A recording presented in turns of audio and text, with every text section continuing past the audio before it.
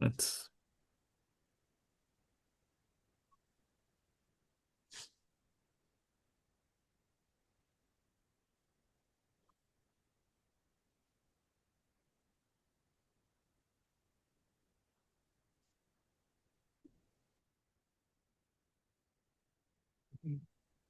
One, are you good to go?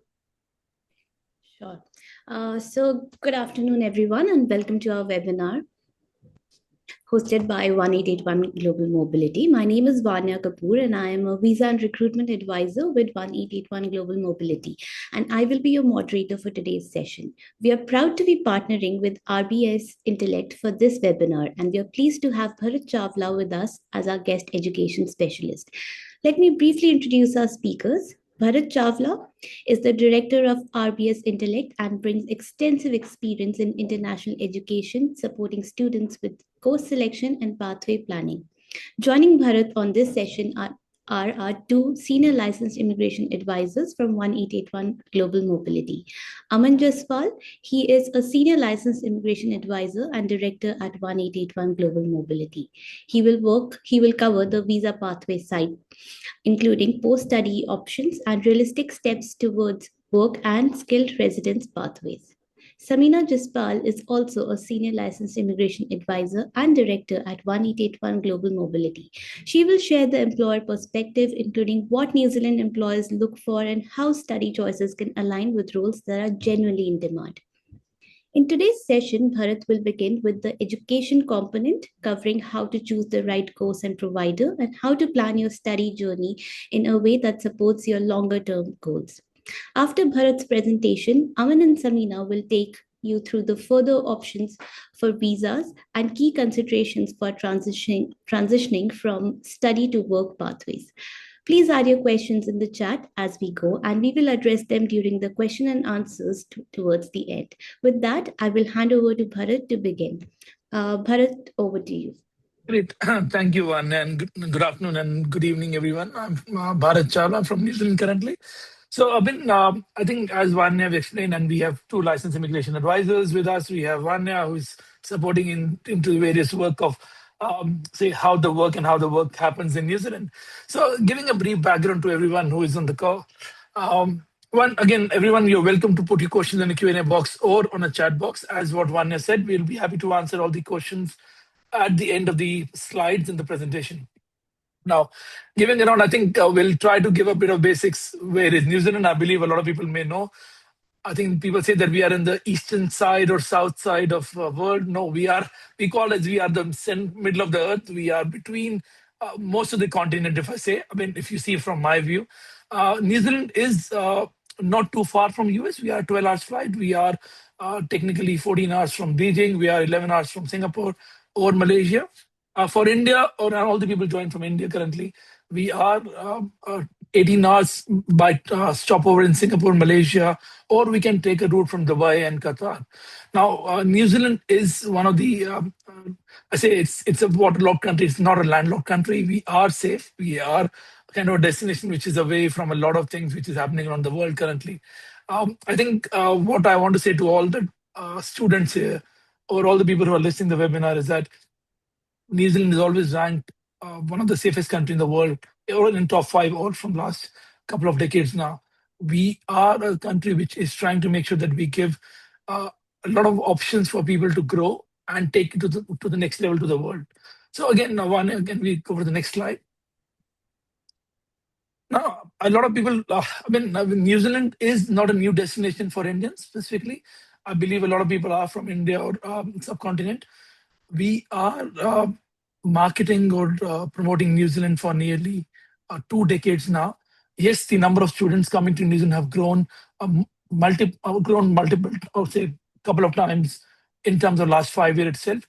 New Zealand has become the destination where you have a very strong pathway of residence. We were one of the first country to give the part-time work or in-study work right to a lot of students. At the same time, it has become now the top 10 education system in the world. For New Zealand perspective, we are a Commonwealth country, which means that you are getting the similar kind of system of education what you get in your home country, which is the British-based system. New Zealand roughly offer 5,500 courses in various institutions. Now, it can be a plethora or range of courses offered from robotics, you talk about engineering, nursing, business, IT. You see what is happening around New Zealand is that we are trying to open up multiple streams for people to come study, work, or if they want to settle, they are welcome, or they want to go to other countries like Australia or Canada or US or UK, they are welcome to go into that too. As I said, New Zealand is, sorry, I mean, we just will cover a few more things. Um, so again, just to give heads up, but apart from New Zealand, we are also one of the safest country to raise family. Now, it's a country where uh, you can bring your partner with a full-time work right, depending on the course you're coming in. The kids can study domestic education, and you can also enjoy the beautiful scenery of New Zealand, which is also New Zealand is also called as an adventure country in the world. We are known for bungee jumping, skiing, and surfing and hiking. Now, I can see some of the questions coming in. Please, we'll like to have more questions to come on the chat box. It will be helpful for everyone. On next slide, we can go ahead. So what we are trying to explain briefly here, and joining with 1881 Global Mobility, is that to make sure that we can give you a brief how the things work and what options you can take it forward in your journey. So from an Indian perspective, we offer the similar qualification what example offered in India or subcontinent. We offer doctoral degrees, master's degree, postgraduate, graduate diploma, or a bachelor's. Now, the only difference majorly which New Zealand sees is that we have levels. We call them as a level of education. So students are allowed to come between level 1 to level 10, depending on which country they're coming from. The levels are decided. So from Indian student perspective or subcontinent perspective, students are applying visas from level 4 to level 10. And primarily the major students which are coming now are for level 7 to level 10. That's around 80% of the qualification are covered in that. So level 7 is a graduate diploma or a bachelor's degree. Now, I'll talk about what is graduate diploma, a bit of the changes of the qualification. So New Zealand offers a lot of qualification which are pre-masters or a pre-bachelor's qualification. Now, those qualifications are captured in a different names, which is the pre-masters is called as graduate diploma, or a certificate or foundation qualification, which is level 4 and 5. Now, ideally, when we do 2-year masters or 1-year masters or 1.5-year masters, which is level 9. When we do a 4-year bachelor, which is level 8, or a postgraduate diploma, which is level 8. Again, these are the names or acronyms you'll get to know while you are preparing for your study to New Zealand. But what you see is that we are not different from other countries, which is UK, Australia, Canada. And same time, if you're coming from India, you study PhD in India, which is level 10. It's a similar qualification, but with the different components what you offered here. Next slide, Amma. Sorry, when can we go back? We've done a lot. So now this is a similar slide what we covered in the last slide, but what we want to talk here is that which is a bit more important is that compared to other countries like UK, US, Canada, or Australia, or some European countries, New Zealand, any level of qualification can be offered by any kind of provider. Now, the provider eligibility doesn't decide the visa in New Zealand. So students can get visa for any provider, any course, depend upon the nationality or depend upon the approvals they're coming in. So if you see level 4 to level 10 is commonly offered by universities. If you see in the slide here, we have NZISC, which is now Tipukinga, which has gone back to the previous 2019 numbers will be 16 polytechnics, which offered around 2,000 qualifications. Now, these polytechnics can offer from level 1 to level 10, which means that you can come and do a PhD in a polytechnic also in New Zealand. Now, I know a lot of people say that PhDs are not offered much. It's a couple of polytechnics only offering a PhD, which is like Unitec offer a DBA course in New Zealand. Then we have private training providers, which is again a good group of 50 very commonly known providers are there, but there are 500 plus providers in New Zealand which can offer courses to New Zealand domestic and international students. Now, a New Zealand PT can offer level 1 to level 9. Now, the best part is that the private providers are offering fees which is comparatively lower than polytechnic and university. But if you compare the university qualifications are where the ranking will follow, not providers like TAFE or a PTE or a polytechnic will not be ranked, which is where the Indian government have that if you are studying in New Zealand, the qualifications are recognized where the university ranking is there. But from an employer perspective, any provider, any qualification can be worthwhile to do from New Zealand, because a lot of providers who are offering you a job in India, they can recognize your New Zealand qualification.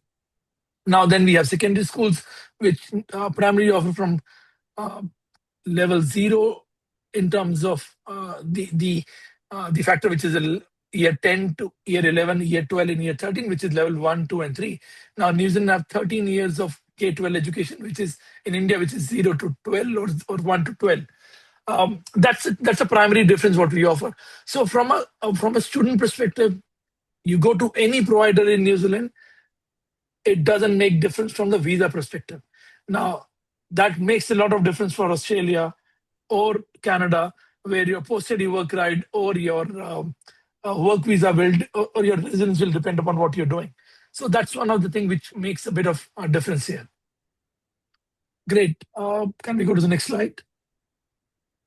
I mean, I'm doing very fast because we want to give a lot of answers, a lot of questions to be asked. So we will trying to make sure that we are covering as much Q&A, and I can see questions coming in. Now, and again, Aman and Samina, you're welcome to jump in anytime you wanted. To add something which I've missed out, please.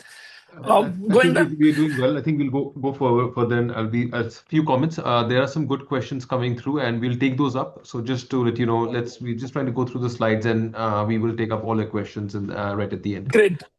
Lovely. So again, that's one of the big benefit what New Zealand offer is that currently the New Zealand residence pathway is very streamlined and offered to most of these students coming from to study to New Zealand, depend upon again what level you're choosing. So again, if you're coming to New Zealand, you're doing a bachelor's or you're doing a master's, you are getting a 3-year post-study work option. Depend your bachelor's is 3 years or your master's is 1 year. If you're doing a 1-year bachelor in New Zealand, you will get a 1-year post-study work right. We'll explain that in the next slide.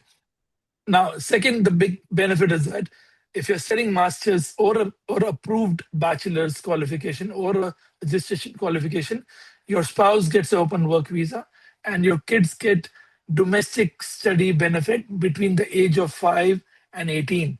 Now, if you are bringing a student dependent which is above 18, they have to pay international fees if they can't go to the high school or a school in New Zealand. Now, I believe Sameen and Aman will cover that a lot in detail. In terms of third is that it's a very good country to raise family and create an environment for the kids. It's a multicultural destination. We have around 190 nationalities of people here. Indians are fifth or fourth largest in nationality currently, but overall there are roughly 250,000 Indians in New Zealand. China, Europeans, and Maori are the other 3 nationalities which are up, and Hindi and Punjabi are in top 10 spoken languages in New Zealand, except English, Maori, and the sign language. So, I mean, there are very key benefits coming down. Now, I mean, this is where Sameen and Aman will be coming in together when you apply for your study options. So what we do is that together with an 1881 RBS team, will support in the back end to analyze and evaluate your profile. We want to make sure that we are providing you the course as per your background or as per your requirement. If you can justify your option to immigration New Zealand. I mean, I can simply say we have seen students doing nursing after commerce, but they have to be very careful when how they provide their visa file. And I believe Aman and Samina will be talking about that more. In terms of lodging the visa, you can be sure that you are into very good hands. You are not been lodging visa or like when anyone else here. Apart from the other thing, what you can do is that, or what New Zealand is a bit stronger is that you don't have to pay the fees or tuition fees before visa. We normally follow the AIP route where the fees is only paid after your visa is approved in principle. Now, for all the students, that is one thing which is very different from countries like Australia and UK, because you are saving your money. I mean, in one case, if your visa is rejected, you're not losing on any currency exchange. You're not waiting for 3 months to get money back. But the good part is that you're not paying in advance. Even you get the visa for 6 months down the line, you're saving a lot of interest. So New Zealand immigration is very careful how you do, what you do. And at the same time, yes, if you want to pay the fees in advance, you're welcome to do. But primarily, we recommend students not to pay if it's easier for them. Follow the AIP route. But if they want to pay, they're welcome to pay, but it doesn't make a difference for their visa application. Anything you want to add, Aman or Samina here? I mean, I just want to be very careful here. I'm not crossing the No, line. I think it's Bharat has covered a fair deal here. My just bit, and we will talk a little bit more about it later in the slides. But I think from Lovely. our point of view, it's important that while we are lodging visas, it's important to get the proper guidance. Selection of course is something very important. That being said, if your background is into a certain occupation and you do genuinely want to change your occupation, it's not a complete no. You just need to understand that we need to just prove to immigration that there is genuine thought that is backing your transition from a certain industry to another. If you want to move from let's say if you are you've been into business and suddenly you want to do a course in cookery, there has to be certain, we need to provide some background and evidence why this transition is taking place. It's not a complete no, but we need to provide a proper explanation. And it's very important things like your statement and purpose comes in, what your work experience has been comes into play. Along with that, what Bharat also mentioned is lodging the visas. You need to make sure that your documentations are correct. You are providing the correct documentation while submitting your application. Like as Bharat said, Bharat, do you want to also touch on a little bit about No, we'll funding? go on that. I'll be going back again. So again, for everyone, guys, just to make sure that visa is always a bit of planning process. So don't always believe that you will get a visa in a day and everything. We need to make sure that we prepare the things and files in a proper format. We will ask more document. Sometimes it is good to make sure that you are not just submitting everything or anything. And I can see some questions which we can answer later. So we can go to next slide, Aman, and then we'll go in. Yep. So when there will be a good list of documents. So again, what happened is that this is a very basic steps which we are covering here. There is offer of place of study. So any student, there is no application fees in New Zealand. So again, which is different from Canada or some of the Australian institution. We don't charge, or New Zealand institution don't charge any fees for getting an offer letter. So for everyone, please apply for the offer letter. And we do give option to apply for 2 or 3 institutions so that you can choose and see what is right fit for you, who is accepting you, who is not accepting you. And it also depends which institution you're applying. The offer letter can take between 1 week to 12 weeks, depend upon which institution you apply. Some institution offer within a week comes through, some takes 3 weeks, some take 5 weeks. Like University of Auckland can apply between 8 to 12 weeks for your offer letter, which is the top 100 university or top ranked university of New Zealand. Now, again, the idea is to see that what are the bonafide applicant ties, that how good you are in your home country, who is sponsoring you, what you're doing. These are the basics we will do after the offer is issued. You have to show the living, the funds and all, which again, we will talk about. On an average, $20,000 shown every year or a per year fund requirement. So if you're going for a bachelor's, you have to show a planning of fund after first year. For first year, you can show the liquid funds. Roughly between, if I say Indian rupees, for a student between 20 lakh to 25 lakh rupee per annum have to be shown from a bachelor perspective. For a postgraduate or master perspective, you will be showing roughly 35 to 40 lakh for complete course, and then some extra funds for your dependent if there is a couple going or kids are going together. Now again, there are ways to get the funds done. You can take education loan. You can take, get your family involved, which is parents, siblings, grandparents. You can't bring uncles and aunts. Till the time it is not something you can show a proper tie, but we don't recommend that. Again, this sponsorship from New Zealand, even from Australia or other countries can come in, but suggested that to make sure that you are into your close family knit area where immediate family members are the key sponsors in your application. So from Indian student perspective, education loans are one of the area which becomes very popular from a student to take for applying for the visa. And that should be, I mean, we recommend not to be a unsecured loan. It should be a secured loan on the property which you are not living, or you have other options. I mean, we can talk in detail on that. Do remember, guys, we are talking about a generic examples here. Every file, every case is different. And I can tell you, every case have an answer. There is no case, there is no answer. So don't take the points from today only. Please discuss with Aman or Samina your case individually, because we don't want to discuss the personal case for everything on the call here today.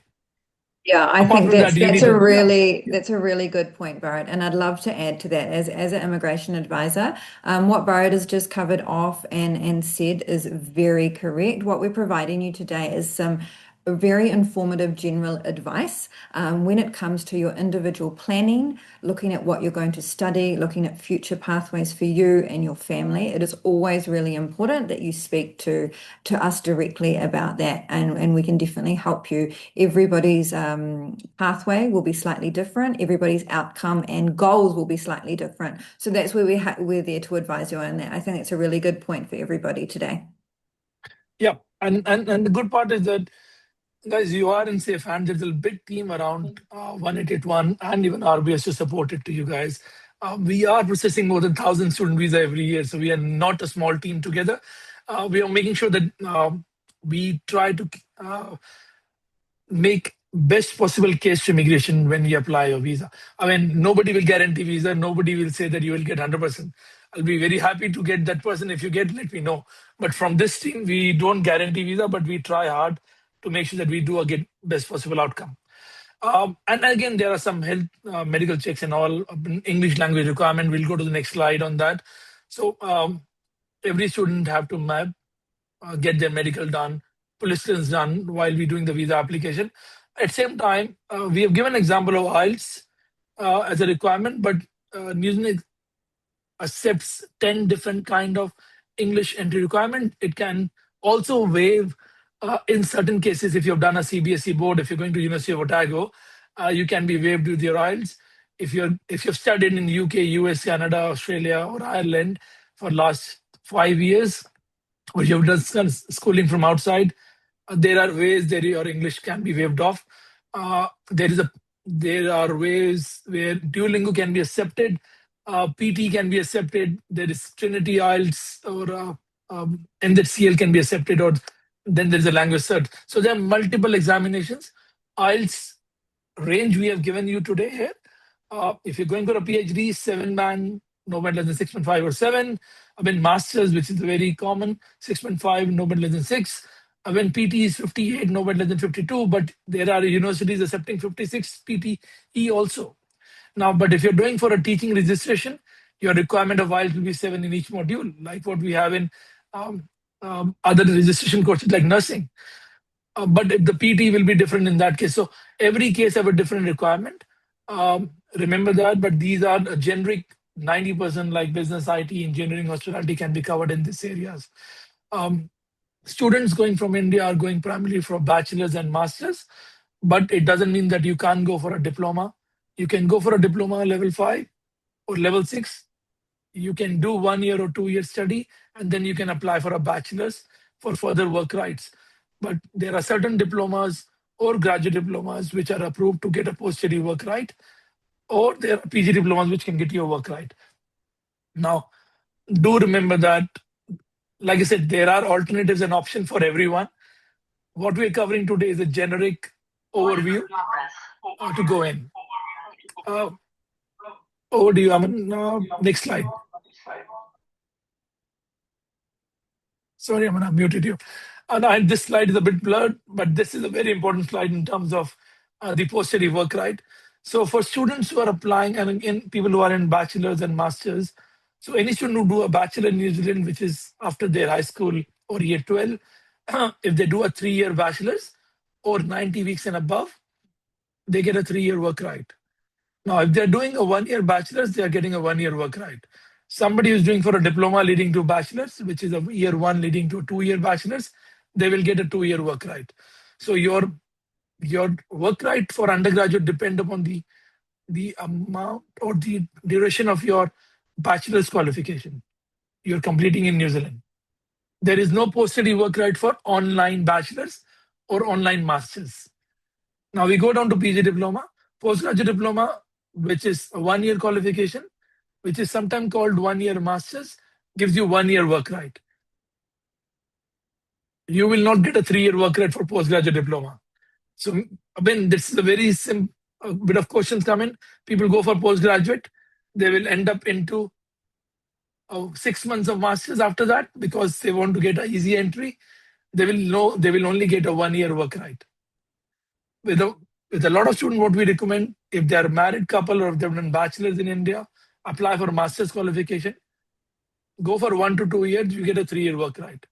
Now, there are certain master's qualification which are research-based masters, which will give you 3-year work right. But the benefit of that is that research-based masters will allow you to work full-time while you are studying. Rest all qualification allow you to work part-time while you're studying, which is 25 hours per week. A student can work while they are studying. When there is a term break or there is a Christmas break or a summer break, they can work full-time. So on an average return of investment, a student can earn between 25,000 or I say very conservative, $18,000 to $30,000 as a range in a 1 year while they're studying, if they follow the right structure and right place. Now, I've not seen any student not doing any part-time job. It may take a couple of weeks. We normally say come with 3 weeks of fun. Up to 3 months of fun. You normally get a job, get a part-time job between that time. So the working duration of part-time is same for every qualification, except the research masters or a PhD. But if you're studying bachelor's and master's or a green list qualifications, you are getting a 3-year or up to 3-year of work right. Now, again, people, you're welcome to add questions in a Q&A box so that we can answer you after we finish the presentation. Next slide. Aman, over to you. Thanks, Bharat. So I give it to, I hand the baton to Samina and Aman here. Over to you guys. Thanks so much, Bharat. We're going to take those slides forward. Yep. Yeah, I think that was really informative. And I think the last slide especially, this is where we get a lot of questions. We know that we work with RBS on this as well, but understanding your work rights when you're in New Zealand, but also your post-study visa options and work rights. All of this is really important. It's often people's goals, but we do see students that come to us later on that have not gone through certain pathways or even understand where they sit when it comes to a post-study work visa. I'll introduce myself a little bit more. I'm a senior licensed immigration advisor, but what I do on a day-to-day basis is I work with New Zealand employers. So that's a big part of what I do in my work as a senior immigration advisor, and it's to help employers with their strategies, hiring from offshore. And obviously, part of that comes in is who they're going to hire in New Zealand. Now, anyone that comes and studies in New Zealand and holds New Zealand qualifications and also has those post-study open work rights, obviously very valuable candidates when it comes to employers looking at them. And students that have planned from pre-study to really understanding what study course they're going to take and where it's going to lead them are the students that I see do really well in New Zealand and find their permanent roles in New Zealand and often understand how they're going to get to residency and work with employers that can support that. So I think my main thing here is pre-planning, understand your pathways. Okay, understand your study options, which is where RBS and we can help you coming in there. Now, I think you can see the slide in front of you. If you've got a 1-year post-study work visa, again, plan early. Are you going to be able to have an accredited employer work visa afterwards? Do you have a direct pathway to residency, which I'll cover after this? Do you understand the residency pathways to New Zealand, which is where as immigration advisors, we can assist you in that early on. Okay, from an employer's perspective, hiring somebody from offshore, it occurs cost for them. It's time, cost, compliance. New Zealand employers, for everybody's information, within the Immigration New Zealand system, they must be accredited okay, to be able to hire anybody on a accredited employer work visa, which is, that's something to take into account. It's not so much that just, you can just go and get a job once you're moving on to pathways. You need to understand from the employer's perspective what it takes for them to get to that point. And like I said, choose a course aligned with employment opportunities in the future, which is how we can guide you. Build relevant New Zealand experience, and that could be even from your part-time job while you're studying.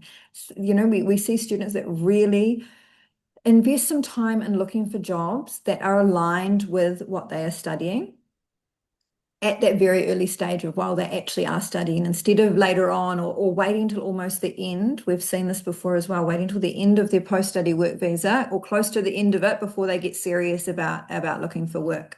I think you can move on to the next slide there, Aman. I wanted to give an overview of our current residence pathways in New Zealand. Now, also, this is something to be aware of. Our residence pathways in New Zealand, there are a couple, and they seem very straightforward and streamlined when you read them on paper. But immigration policies in New Zealand, just like around the world, they do keep changing. So to be advised by an immigration advisor, it puts you in good stead to understand the changes, when the changes are coming in, and how they could affect you and your future plans in New Zealand. But currently we have sort of three major categories, and one is the skilled migrant residence pathway, and it's usually the one that we get asked about the most from people looking at studying in offshore. Then we also have what's called a green list in New Zealand. Now there's a tier 1 green list and there's a tier 2 green list, and we also have sector agreements. So we've got sector agreements in the care workforce, we've got sector agreements in transport. So these are things that it's really good to be aware of them while you're planning your study. Some of these roles, and depending on your qualifications, you may be eligible for residency straight away if you have a job offer from an accredited employer in New Zealand, or there may be certain timeframes that you have to work towards as well. But these are our main residency pathways in New Zealand at the moment. We've got some big changes coming in to the skilled migrant resident pathway next year, which is exciting. I think we'll go through that in a little bit as well. But you can move to the next slide here. So I spoke about the skilled migrant category, a green list, and care workforce. So this slide. It goes into a lot of detail, but our skilled migrant category, for everybody to be aware of, is a points-based system. Okay, you need to have 6 points to be able to move forward with this. But what's really important is you also need a job offer in New Zealand. But New Zealand qualifications is where this, it's really important to understand the qualification that you're doing when you come to New Zealand. How many points may that be eligible for? Okay, currently you can have a look at our slides here, but you can see the different points. So there's 3 different ways to get points. One is your qualification, okay, the level of your qualification. The changes that are coming in next year are going to put some extra benefits for people that study in New Zealand, which is you'll see that. We'll discuss that. Those are not coming until next year. But with the key requirements, 6 points, like I said, a lot of you people can build those 6 points with either how much you're getting paid in New Zealand. The second one is if your job or your role or what you've studied requires registration in New Zealand. Okay, that's another way of getting points. And the third one is, like I said, through education. Now, the green list is broken up into 2 different tiers. One is the tier 1, which we often also hear called straight to residence visa. So there are certain roles on our tier list 1, and if you meet the requirements of the green list and you're offered a role, you can often apply for residency straight away. And then we have the work to residency, the tier 2, which is often 2 years of work experience, again, meeting certain requirements like qualifications, like a certain pay rate. And then we've got our care workforce, and we've also got the transport sector as well, where again, it's similar to a work to residence here. You usually have to work for 2 years and meet certain criteria like pay rates to be able to apply for residency later on. But I think it's important my main takeaway from this for everybody is planning and pre-planning. Understand your education choices in New Zealand and where that might lead in the future, and get some really detailed advice on that. And anything you wanted to add there? No, I think that's good. Bharat, anything you want to add there before I can proceed to the next slide? No, you can come some. We will talk about this further because what will happen is that there are some changes coming for next year, and as Samina said, Yes. immigration, there are clear pathways, but they change as and when they go. And good to have a right people around you will be helpful. So again, Samina, you want to talk about it? I'll take this point. I think Aman will dive in discuss here. that Sure, with go ahead. Bharat as well. So there's, like Bharat mentioned, there's some exciting changes coming, and like Samina had also alluded to that immigration New Zealand policies change quite often. This is in line with what policy changes are happening around the world. But I think for New Zealand, the interesting thing is the policies are changing for the better. For as far as students are concerned, if you look at globally what's happening, a lot of countries are closing their doors. The policies are not as welcoming. However, in New Zealand, the policies are gearing up towards inviting more students. They are friendlier than they used to be. Just this year itself, the working hours that British Bharat mentioned, traditionally they were 20 hours of part-time work. Students on a student visa were allowed. That has increased this year to 25. So that itself is a pretty significant increase of 5 hours per week for international students who can work in New Zealand. That being said, another interesting change that is coming up from next year onwards is the number of points that a master's degree would give an international student. So currently, master's degree, they impact your skilled migrant category points. At the moment, the master's degree graduates typically sit at 5 points, which means you still need to add 1 year of skilled work experience in New Zealand to reach the 6 point threshold before you can apply for a residence visa under the skilled migrant category.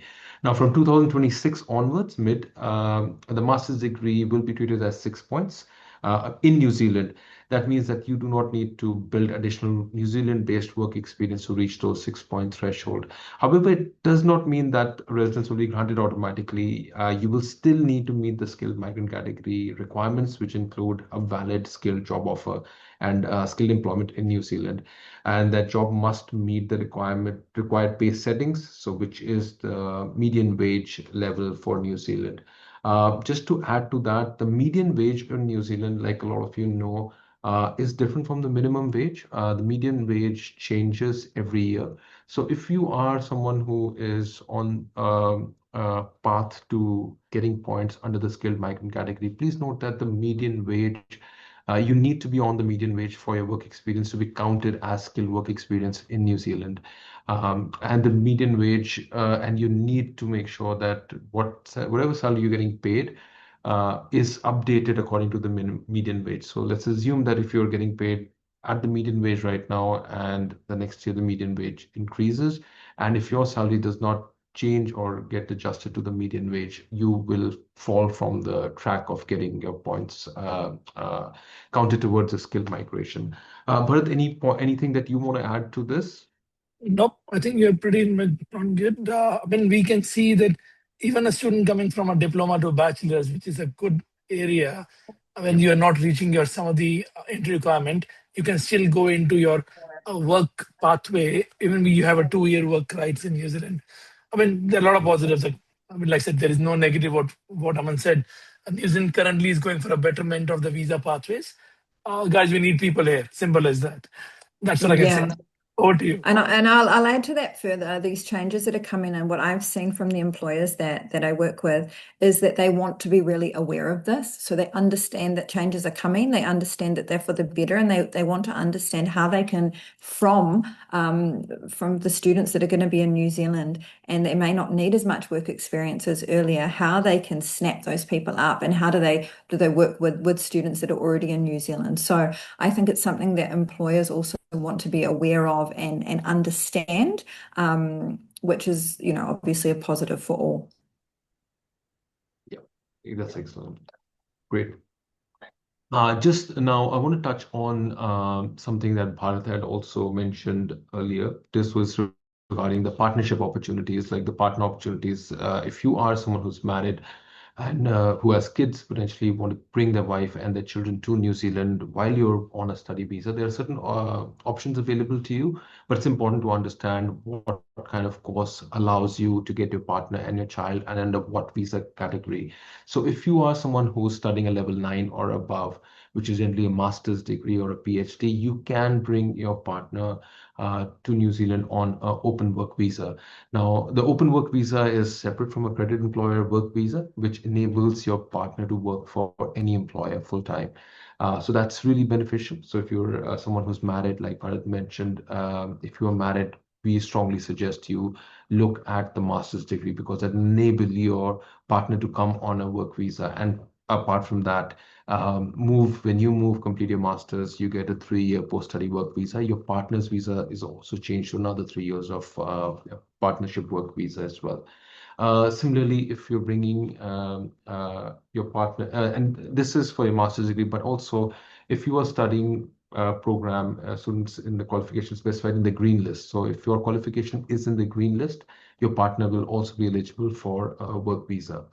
However, if your qualification is not on the green list and it's below the level 9, and you married, you can still bring your partner. However, the status for partner visa will be a visitor visa in that case. Similarly, for dependents, can come to New Zealand under a dependent study visa, which will enable them to access free high school education in New Zealand, or they can come under the visitor visa. So if you have dependent children under the age of 5 to 19, and if the partner is holding a partner of a student work visa, they will be eligible to apply for a dependent study visa. And similarly, if they are under the age of 5, they will automatically get a visitor visa for New Zealand. And if the partner does not hold a partnership work visa, their children can apply for a dependent visitor visa.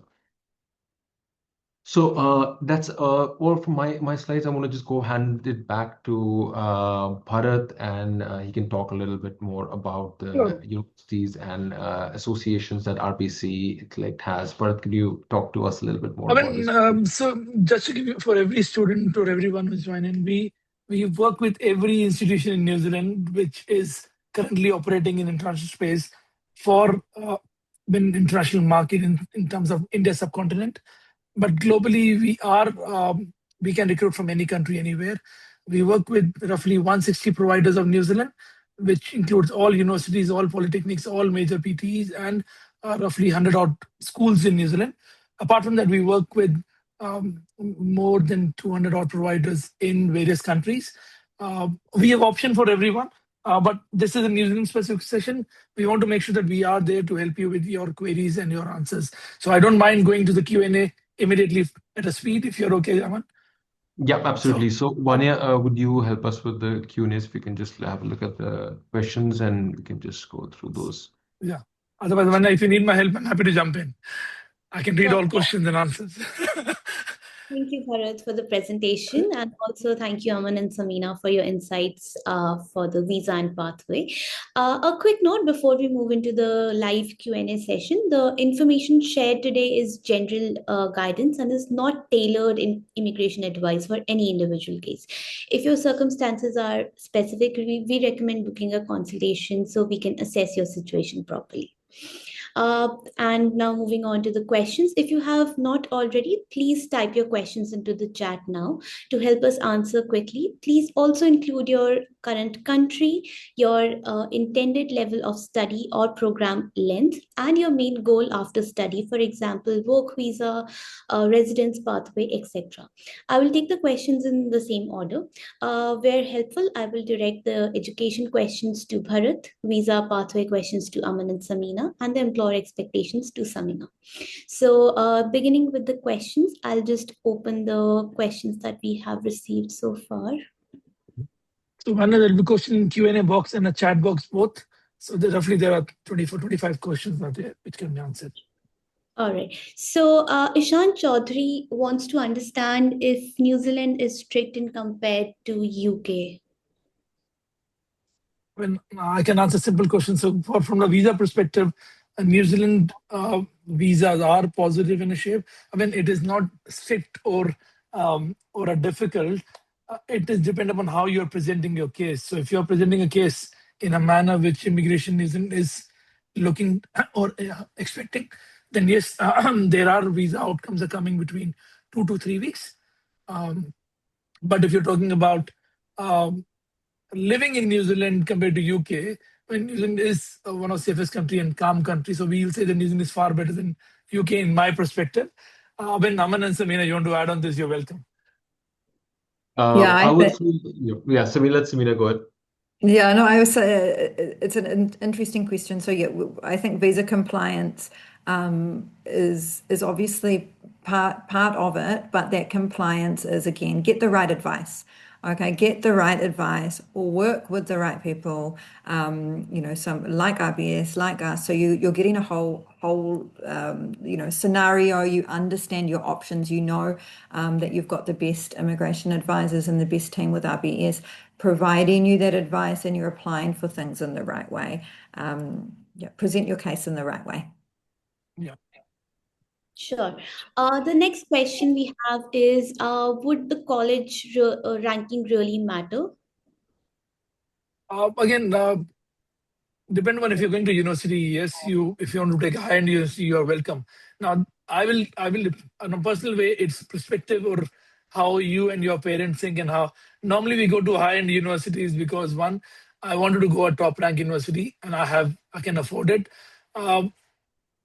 In terms of scenario, ranking only matters if you're comparing with other qualification or other countries. I'll say that on a personal note, no. If you are a good candidate and if you can work well, from an employer's perspective, if you're good communicator, you are confident, and you can do your job well, ranking doesn't matter. But again, like I said, I want to see that I want to study in a top rank university in the world. Yes, then all New Zealand universities are in top 500, which is a good. We have a university in top 100. We have 3 universities in top 200 or between 250, and then remaining are in 300 to 500. So you are in a good shape. Polytechnic and PTs are well recognized in India. Over to you, Samina. I agree with you. Next one. Sorry, just take the next question. Is it better to apply for February and July intake in terms of visa success? I'm just going to answer the visa success part. See, depending on your course, the time of the year, which intake doesn't really influence your visa success rate. It's how well planned your application is. Well, Bharat, what do you suggest? Is February too close for somebody who's looking at applying for? If your funds are ready, apply today. So if we are expecting visa application for February intake. Now, do remember, universities offer or institution offer intake between Jan, Feb, and March. So depend your intake is end of February. You are welcome to apply till mid-January, but make sure that your funds are ready, your medical is done, your PCC is done. Now, if you are ready with the file, welcome, we can apply in 3 days or 4 days. It's all depend how fast you can provide the document. If your offer is not there, then I'll recommend go for a July intake. It's too late for applying for a university. But apart from university, now New Zealand again is a very different country. Remember, we are not like fall or summer intake. We have 9 different entry points in a year. So if you're going for a polytechnics, they have 4 to 6 intakes. You're going to a private institution, they have 4 to 6 intakes.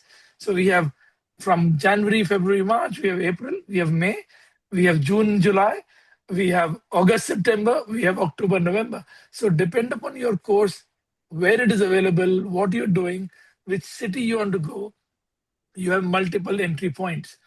Like I said, all these things can be discussed when you provide the documents. We can give you where the options are and where you can go. Does that help? Now, guys, if you wanted, I can go with all the questions in a very fast speed, and I can direct, making sure the time is all good hand. If Aman and Samina, you allow me. We need to. There's a lot of questions in here, so we need to sort of For me, cover it's very easy to go in, so that I can. I've been kind of working on it. So I'll take a Devajit's question here. What are the top 3 universities for biotech, life sciences? Yeah. So Devajit, biotech and life sciences. And again, Samina, I'll answer the questions. I'll bring you in the visa side. So biotech and life sciences are majorly offered between universities. Now, if you're talking about University of Auckland, Lincoln, Otago universities are pretty great in that. If you're talking about purely linked to, say, medical courses, only University of Otago or Uni Auckland will be the one.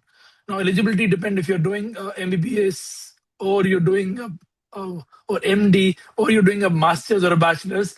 I think you have done CBSE grade 10, grade 12. You're talking about SAT score. We don't need SAT in New Zealand. There are prospects option available with Uni Auckland and Uni Otago. But again, if you want to have a particular specialization, please share the details. We can update you what options are there. Now, New Zealand is very strong with the biotech area or the license area. There are research going on. We are working on various streams in biotech too.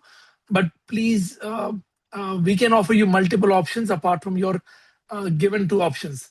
There are certain dual qualifications or a double bachelor's or double master's which you can go in and try those streams. So there is your CV. If you can send to Aman or Samina, we can recommend more options for you. I mean, Aman and Samina, you're welcome to jump in. Let me know, Bharat, you're going too fast. No, I think that's good. So any individual assessments, we strongly suggest Yeah, just write to us and we will come back to you. We'll schedule a time and we can have a very detailed consultation based on your profile. So, but we can move to the next one, if you don't great. mind. So it's anonymous attendee, and I'll take some questions from the chat box or chat also. Please mention all the questions in Q&A box. It'll be easier. So this question came from Ishan Chaudhary. My marks are average and will it affect approval? So again, academics depend only for offer letter for university. So if you're applying for your institution, that will be decided on the basis of your academics. If your academics are good, I mean, you can apply everywhere. If your academics are low, you can't apply for every courses. So that's the only thing. Immigration doesn't look into your academics. Till the time institution has offered you an offer letter, they want to see that you have legitimate financial, you are well versed with your English, you are well with your medical and history requirement. Now again, academics tells them you've not done any fraud. That's the whole idea. If they verify it, that'll be a challenge. That's something which I normally recommend. Now, there's a question from Lucky Kumar. IELTS booked for next month. Should I wait or start process? Please, you're welcome to start the process even you have not get your IELTS. Till the time you have a passport, you have academics, you can apply for a conditional offer letter in New Zealand. You can apply for multiple offers while your academic, or you get the offer letter. Your IELTS can be done. In the meantime, when your offer is issued, we can start preparing your financials for your visa.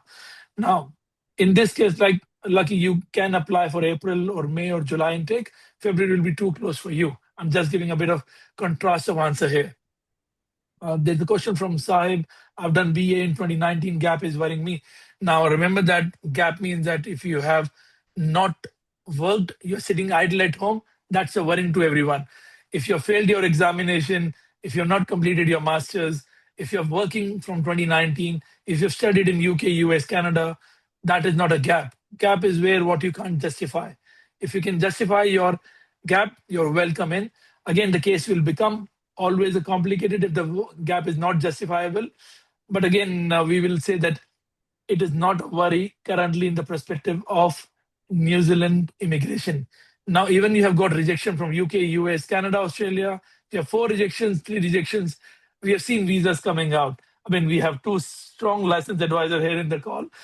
I don't see the problems till the time you are able to justify your gap. Samina and Aman, anything to Yeah, add here? I think I'll jump into that. absolutely. I think Samina, so sorry, Samina, if you want to make a quick comment on that.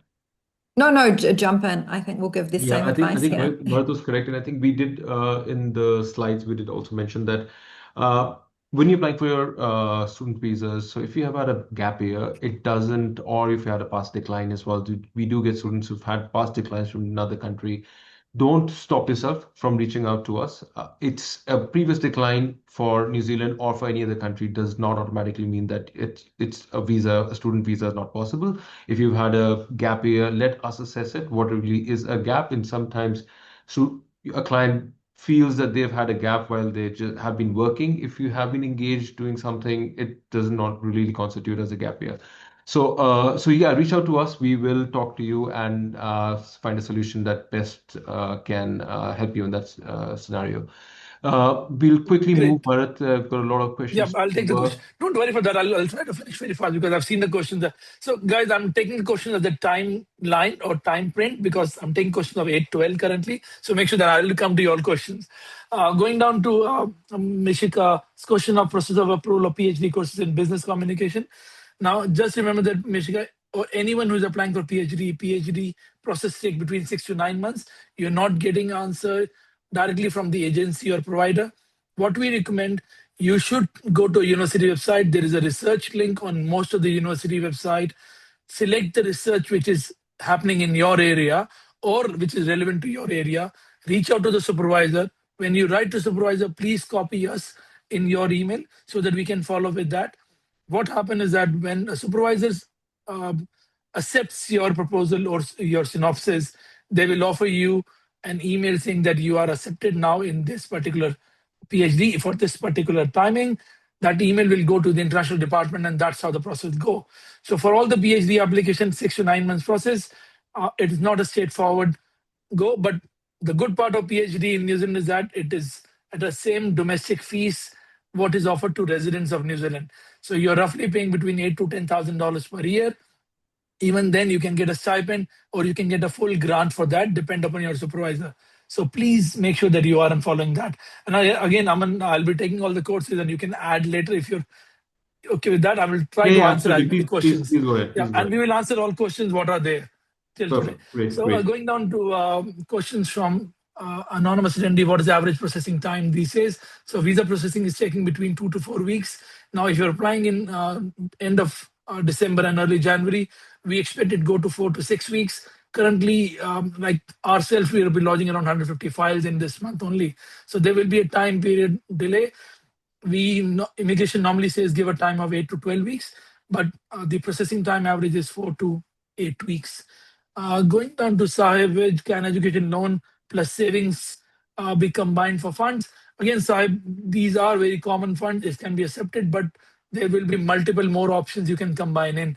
So funds can be in different format, education loan, savings. It can be current account funds also depend. They are old and sitting into their parents' bank account, or they are funds in fixed deposit, or you have money in mutual funds which can be withdrawn and taken in. They can be PPF, GPF. There'll be multiple range of funds are there. Again, I don't want to comment specifically because till then we don't see the document, we will not answer it. And otherwise, Samina and Amar will be behind my life. That Bharat, you're answering the Just quick financial questions. add on to this. Since we are on the fund questions, there was a comment which I got on my LinkedIn. This is regarding for Indians. Is there a ruling that Immigration New Zealand only accepts funds from nationalized banks? I think that's still So the. again, what they said that ruling recently was that there are 11 different banks they have accepted as they will not verify a lot, but it doesn't mean that the others are not accepted. Now, any bank which is approved under RBI, which is not an NBFC, is accepted. But Okay. yes, there are certain nationalized banks which has been given priority and which are major banks like State Bank of India, Bank of India, Bank of Baroda. We can send those details. But even you're getting a loan, secured loan from HDFC Bank, it is Okay. acceptable. It's Excellent. just the verification process becomes a bit different. It is just to avoid the fraud. That's the whole idea. Going down to these answers, a question from Lucky, our Auckland living cost is too high for student. Again, Auckland is a big city. 1/3 of the New Zealand population is in Auckland. So it's always a bit expensive, depending if you're living in which suburb, which part of Auckland.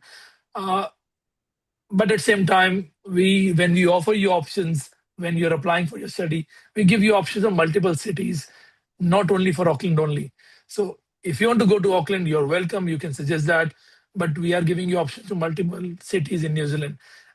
Idea is that it is a long-term opportunity. It is also you've got a visa for New Zealand, not for city. So you can study in Hamilton or you in Christchurch. You can come back to Auckland, or you can study in Auckland. You can go for a job in Wellington and Christchurch. So depend what is your right course, where it is offered, how cheap it is, how expensive it will be all decision. But from the visa perspective, you are showing $20,000 living, which are same for any part of New Zealand. Samina, you want to add something? Yeah, no, I just think that it's really important, as students and you're looking at New Zealand, Often, Auckland may be our most well-known city, but as a South Islander, it is definitely not the best city in the country.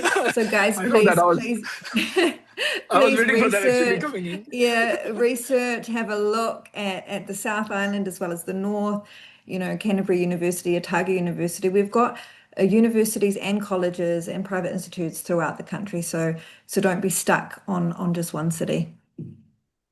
Great. I'll keep make sure that we have answered the question, so I'll not repeat those questions just to give you a heads up. Now, somebody asked a very quick question that is a visa, any chance of visa refusal even after the offer? So offer doesn't mean that you'll get a visa. It is not like Australia. If you got a COE, you are actually done with your visa documentation. So offer letter is the first step only. Your financials, your health requirement, and your character status, or which is a police clearance, will decide your visa outcome. Offer is one part of that document. Do remember your offer letter carries all the right things which are required as an immigration requirement, because sometimes what you've seen offer letters are not having the given credentials. So we are talking to institutions so that they follow the right credentials as a requirement, which is the work we do in the back end. Going down, somebody asked a question, anybody applying for a July intake? Now I can give you hundreds of students for July intake, but we don't talk about the personal cases on open chats. There's question about the age concern and the private colleges. So I'll cover the private colleges first. If you can guys put your name, it'll be wonderful. Don't put anonymous attendees. It doesn't help me a lot. Our private colleges safe compared to universities. Now, one part of New Zealand is that your money is safe. Even you go to any private college, your money goes to public trust. So what happens is that when money goes to public trust, even for polytechnics in some cases, the institutions are paid in 10 different installments.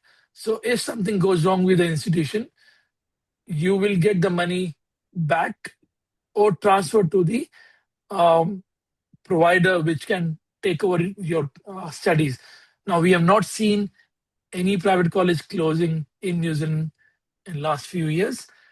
They are very well safe. And one thing which our team RBS and 1881 Global, we work with kind of right providers. We are not working with every provider. So please make sure that don't accept anyone like anything.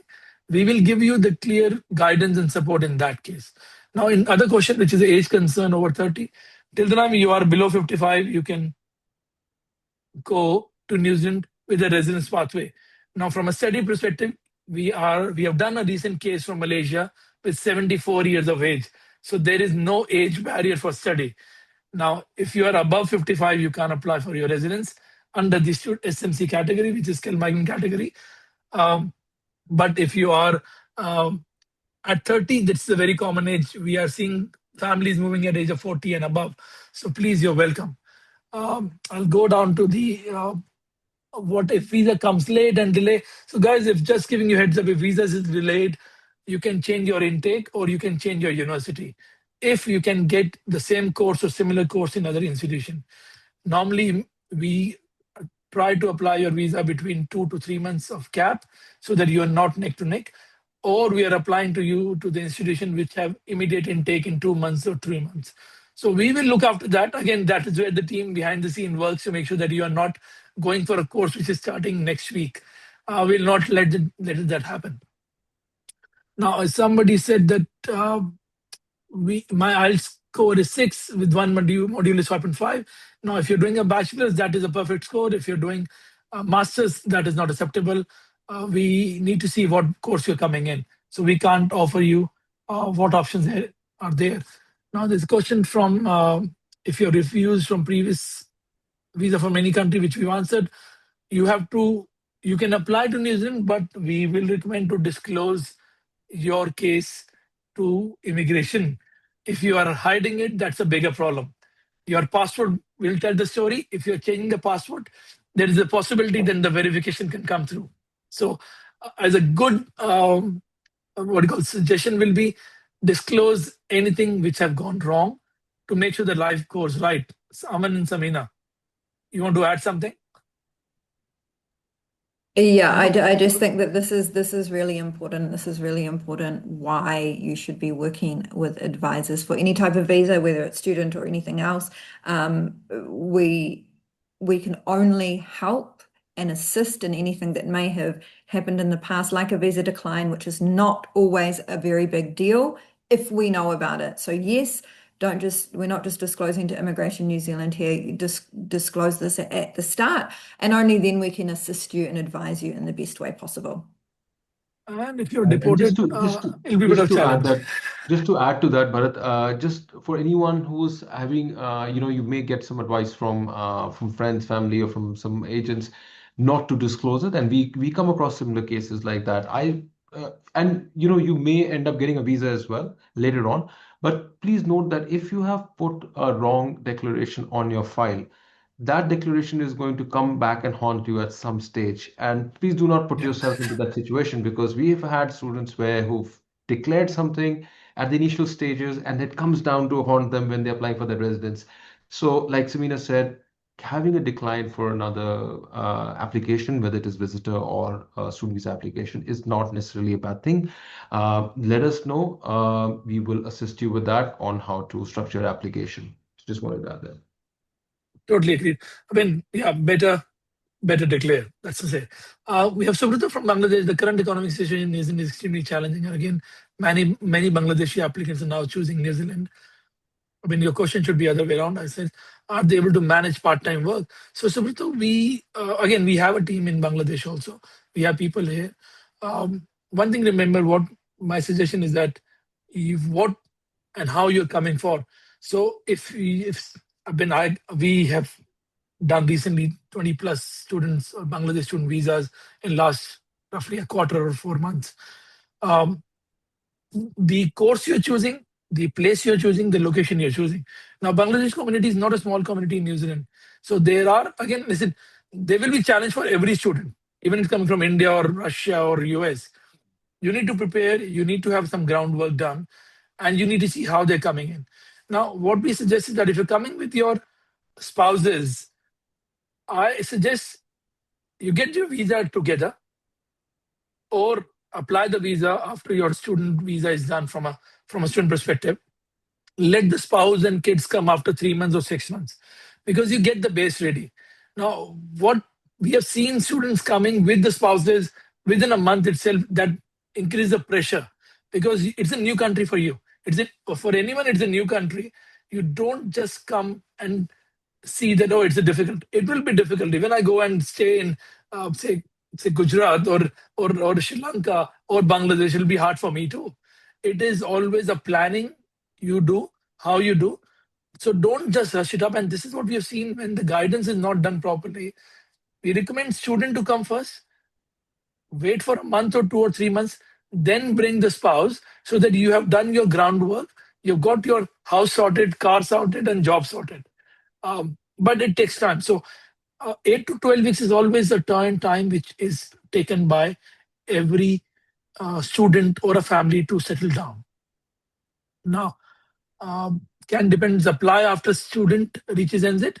You can apply as and when the student gets AIP. I believe Samina and Aman will go support to me there. You don't need to wait. But again, if your spouse is in a very good job, I always say that apply the visa, let one person continue a job in the home country, others should come here, get settled down, because at the age of 35 or 40, it's very hard. You come and start scratch. And this is where we see that if somebody's earning a good salary, let it continue. You will judge the things and then come here if you can. But yes, you can apply anytime after your visa has been issued by Immigration New Zealand as a student visa. Does immigration ask interview sometime? 90% they will interview. I can tell you guys. Currently in subcontinent market, they are interviewing 90% to every student. It ranges from 5 minutes to 25 minutes. Why? They want to check the genuinity of the application. The team at RBS and 1881, we help you and prepare you for interviews. We provide you the guidance. But very simple rule, if you have done your research properly, if you know your documents, if you know your course, nothing is difficult.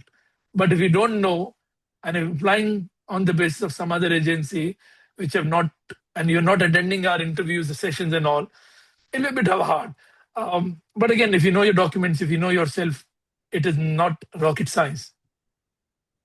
Aman and Samina, you're welcome to jump in. I know I'm just finishing the answers in another minute. I just want to add, I think something very important Bharat said. Just from a immigration advisor's point of view, I think a lot of us get intimidated by the entire just this thought of being interviewed by Immigration New Zealand. So just understand that Immigration New Zealand is, why are they interviewing you? Just to ascertain your genuineness of your bona fide credentials of coming to New Zealand as a student. So like Bharat mentioned, if you've done your research on what you genuinely want to study in New Zealand, which universities you're going to, what your pathways are, if you've had invested time talking to a good education consultancy or a good immigration advisor, you don't really need to worry about, because we will be telling you what exactly you'll be going, what the entire process is. The more aware you are of your student visa application process, right from being involved in selecting your core program to selecting the institute that you'll be studying in, and with your entire documentation, you really do not have much to worry about. And just to add that, do not feel intimidated by the English language as well. The immigration advisor who's calling you up is not calling you to test your English. So if you are someone who is, let's say, studying a course that requires only a level 6 IELTS, do not, if as long as you are answering all their questions to the best of your ability, please be assured that there should not be any problem with your interviews. Great.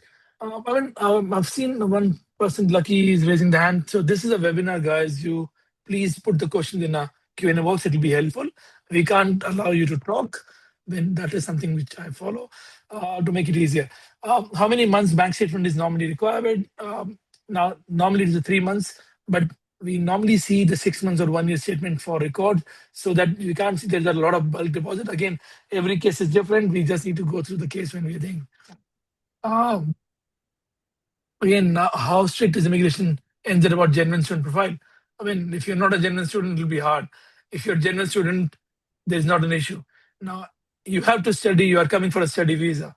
If you are not coming for study and you change your visa while after coming to New Zealand, it will be a challenging, just to give you a heads up.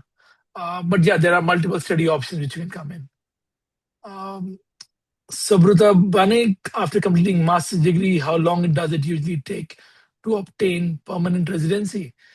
So what happened is that you got to complete your master's.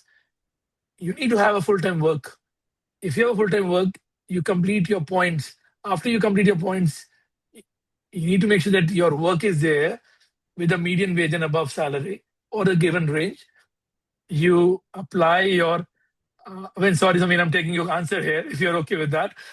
You apply for your residence application, and employer job should be there, which is continuous. You can get between 3 months, 6 months, sometimes it is 4 weeks, but at the same time, there are multiple processes going on. So within 3 months to 7 or 6 months, you can get your residence pathway application completed. If you're meeting your points, you're meeting your job scale, you're meeting your salary scale. Rest I'll leave it to Samina to answer. I'll be terrible here. No, that's okay. I think, again, it is you're on a pathway now. Everybody's pathway regardless if they've done a master's or degree may be slightly different. And I just want to make sure that we point out here, New Zealand residency and permanent residency are also two different things as well. So obviously your first is your study, your understanding, your pathway to residency, which we can assist you with on an individual basis, as well as keep you updated with changes that might happen to make sure you stay on that pathway, and then assist you when you're eligible for residency. Now, usually after residency, you would then need a further 2 years to be applied for your permanent residency. So they are two different things, just for everyone to be aware of. Again, it is very individual, depending on the pay rate you're offered, depending on the job that you are in, depending on even the industry you're in, where you might be working, how fast, what if it's tier 1, if it's a work to residency. So that if you are looking at your masters, or if you've already been accepted or you're studying, please get in touch with us and we can look at planning your residency pathway with you as well. Totally agreed. And I think 2 years and then 3 years after you can apply for citizenship. That's what it is. So, guys, thank you for joining for everyone. Again, thank you from my end. All the questions are done. Over to you, Vanya. Thank I you. hope we have not missed anything out. Thank you, Bharat. I think everything has been covered already. Again, thanks to Aman and Samina for sharing these practical guidance. And the key takeaway for today is plan early. Make study choices that align with realistic job outcomes in New Zealand. Understand the timelines and requirements for moving from post-study work to an employer-supported work visa. Get your documents and pathway plan in place well before you arrive. If you would like any personalized advice, please reach out to us at 1881 Global Mobility and book a consultation with us. We can assess your background, recommend the most suitable pathway strategy, and guide you through the visa process step by step. We will share the recording and follow-up details after the session. Thank you again for your time. Have a great day ahead. Thank you. Thanks for joining us, Great. Bharat. Thank you. Thank you, guys. Thank you, Bye. Vanya. Bye. Thanks so much, Bharat. Thanks, everyone. Bye. Bye. That's Bye. it. Bye.